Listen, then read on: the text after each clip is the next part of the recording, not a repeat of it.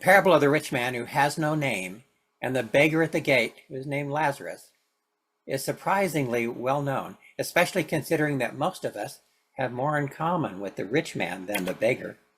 We have a roof over our heads, food, and clean water. That puts us on the wrong end of this parable. The time came when the beggar died, and the angels carried him to Abraham's side. So we read. The rich man also died and was buried. In Hades, where he was in torment, he looked up and saw Abraham far away with Lazarus by his side. Talk about waking up on the wrong side of the bed. At that time, prosperity was generally considered a sign that God loved you. And if you were filthy rich, then obviously God loved you a lot. Someone like Lazarus, who to the best of our knowledge bears no relationship to the Lazarus mentioned in the Gospel of John, was obviously not God's favorite person. I mean, how could he be? He must have done something awful for God to hate him so much. But there he was, in a complete reversal of all their expectations, at the side of Father Abraham, while the rich man was in hell. Apparently, hell has a good view of heaven, because the rich man could see Lazarus and Abraham. So he called out, not to Lazarus, but to Father Abraham, and said, "Have pity on me, and send Lazarus to dip the tip of his finger in water and cool my tongue, because I am in agony in this fire." Even then and even there, the rich man just kind of assumed that Lazarus should serve him, because the poor always do. He assumed that Abraham could just order Lazarus to come to his aid. "Sorry," Abraham replied, "no can do. Between us and you, a great chasm has been set in place, so that those who want to go from here to you cannot, nor can anyone cross over from there to us." And Abraham also reminded this rich man that there was a sort of justice in play here as well. Remember that in your lifetime you received your good things, while Lazarus received bad things. But now he is comforted here, and you are in agony. If that is what happens in the afterlife, then what we should hope for in this life is that we will always be poor instead of rich, and that, like Lazarus, we will be found lying in the streets somewhere, covered in sores that the dogs will come and lick. I'm pretty sure no one ever hopes for that. All those who get caught up in the details here want this to become a sort of guidebook to hell. They forget that Jesus was really just telling a story in order to teach a lesson. The lesson here is about compassion. The great divide, as it has often been called, that which separates the sheep from the goats, those who are good from those who are bad, is whether or not they have compassion on those who are in need. Even the rich man in hell recognized that finally. He assumed that Abraham and Lazarus would have compassion for him, even though he never had compassion for Lazarus in his life. And he's actually not wrong about that. Heaven must be populated with those who in this life felt compassion and helped the poor. And were it not for the great divide, surely they would try to cross over and help those in hell. It is in their nature to do so. In contrast, all the rich man needed to do in his life to make it into heaven was to go to the gate of his own mansion and share from his abundance. But he never did. Maybe he thought that he deserved to enjoy what he had accumulated, or more likely inherited, and that Lazarus should just go out and get a job already and make something of himself. The question that remains is, are we rich or poor? But the better question to ask, perhaps, is whether we might be rich in things, but poor in soul. That is a phrase that is widely attributed to Harry Emerson Fosdick, a prominent American Protestant minister and theologian of the early 20th century. He used it to critique the spiritual emptiness that can accompany material abundance, especially in modern industrial societies. Unless you are Elon Musk, I suppose there's always going to be someone who is richer than you are. I checked. He is still the richest man on earth. In things, perhaps. By other measures, however, he is far from rich.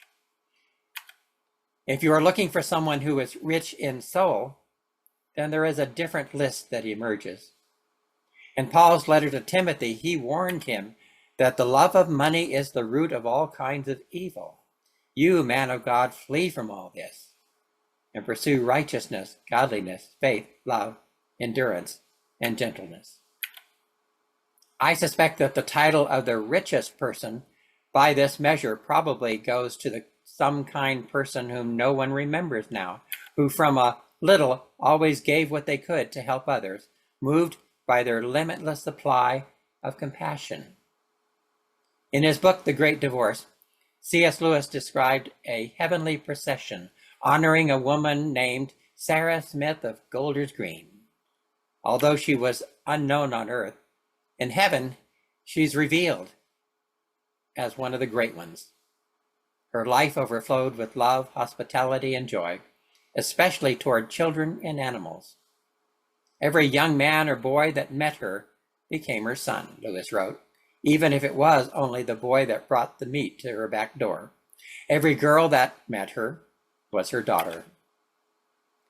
His point was to say that true greatness in heaven is not measured by fame or worldly achievement, but by the depth of love in their heart and self-giving. Sarah Smith's quiet acts of kindness, like giving cookies, became the seeds of eternal glory. And that way, my list of rich people suffers from a lack of imagination.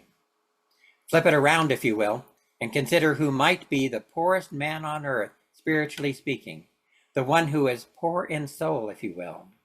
Such a man would be someone who clings to wealth as identity, security, or power, flees from righteousness, preferring exploitation or deceit, rejects godliness, mocking reverence or humility, distrusts faith, relying only on self or systems, withholds love, especially from the vulnerable, evades endurance, collapsing into bitterness or blame, and scorns gentleness, choosing domination over mercy. Perhaps the rich man in this parable fell into that category. Moved at last by the knowledge of his fate, he said to Abraham, "Send Lazarus to my family, for I have 5 brothers. Let him warn them, so that they will not also come to this place of torment."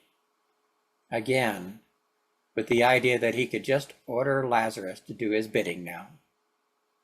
Abraham replied, "They have Moses and the prophets. Let them listen to them."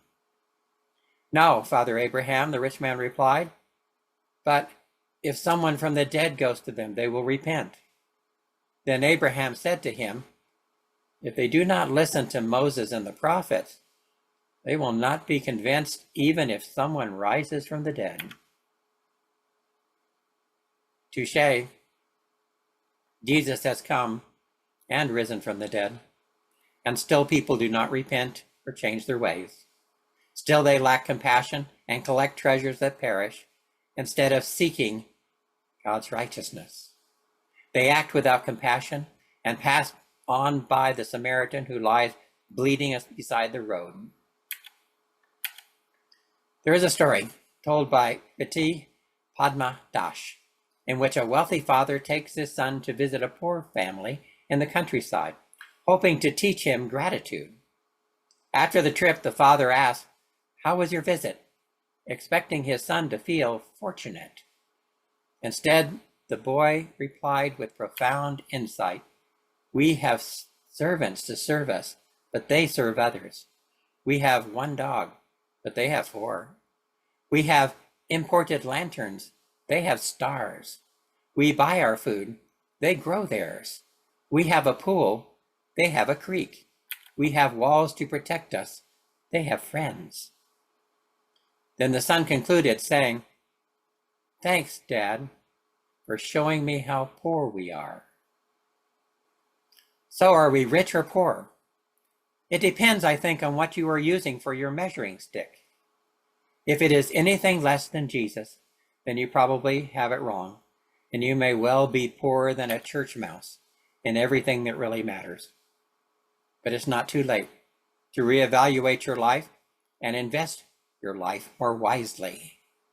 Pursue righteousness and let compassion, not the quest for gold, guide what you do. And that way, maybe you will not end up on the wrong side of the great divide. Be safe, and God bless you.